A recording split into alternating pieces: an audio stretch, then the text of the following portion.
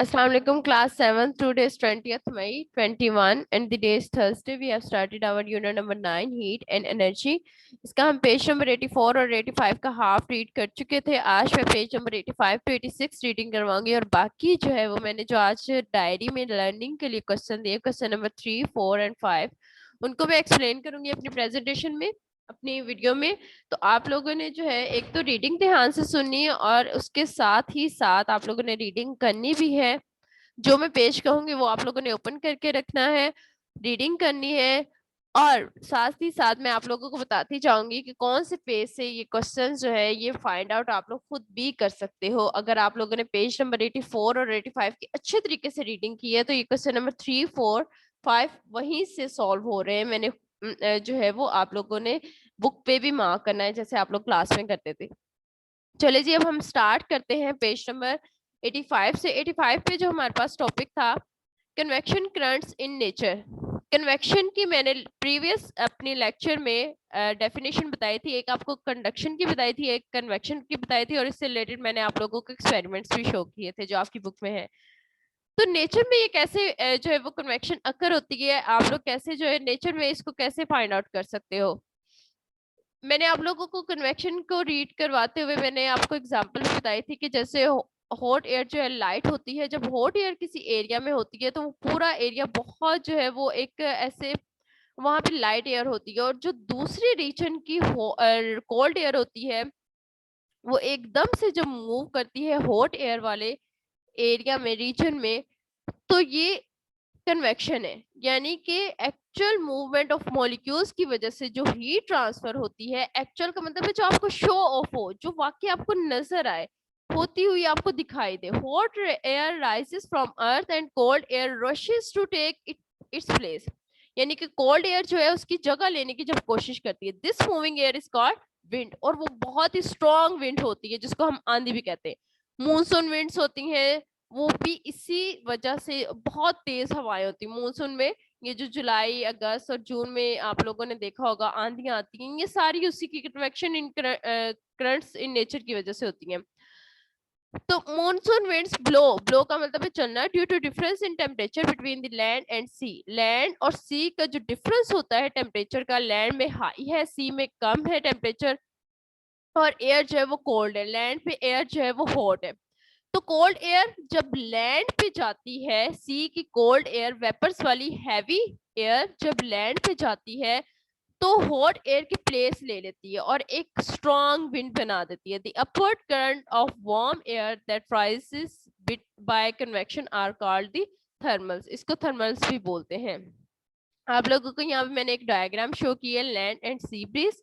किस तरह से जो है यहाँ पे वार्म एयर है, ये लैंड है, लैंड हीट सब हीट सोर्स है, यहाँ से ये राइज होती है. क्योंकि हॉट एयर, मैं आपको बार बार बता रही हूँ, hot air is lighter than cold air because there is no vapours in hot air but cold air have lot of vapours in itself.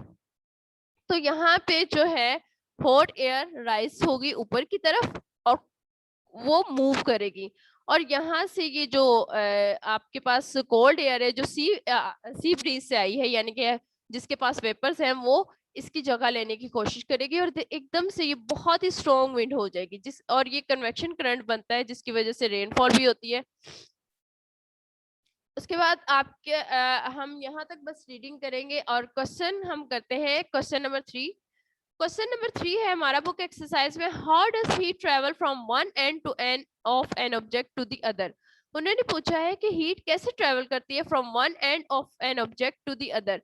Actual में अगर इस क्वेश्चन को आप लोग समझे तो ये कंडक्शन का मेथड है, क्योंकि उसी में हमने ये पढ़ा था कि अगर हम रॉड को एक तरफ से गर्म करते हैं तो वो दूसरी साइड से भी गर्म हो जाती है, क्योंकि उसके एटम्स जो है वो एक दूसरे से ज्वाइंट होते हैं और हीट को वो कन्वर्ट आगे पास कर सकते हैं.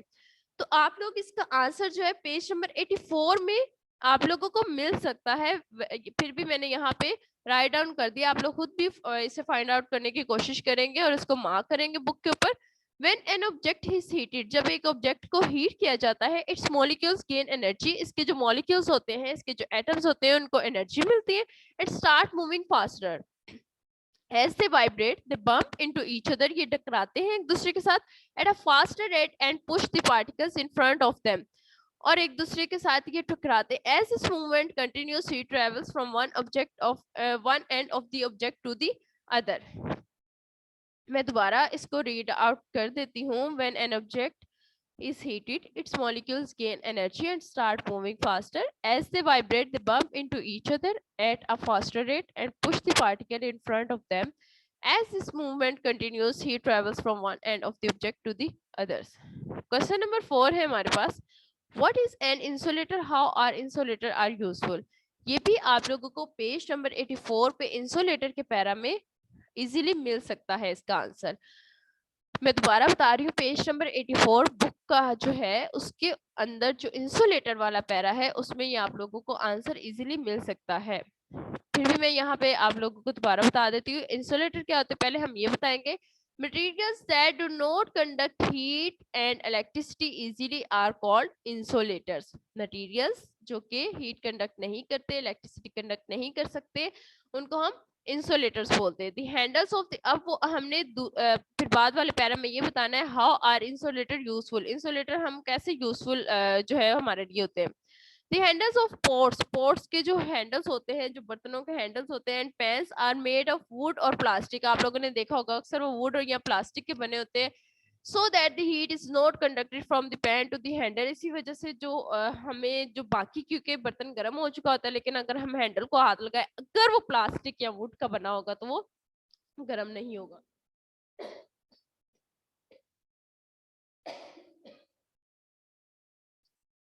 To the handle and we do not burn our hand, और हमारा हाथ नहीं जलेगा. उसके अलावा आप लोग एक और एग्जांपल में बताती हूँ. आप लोगों ने देखा होगा कि जो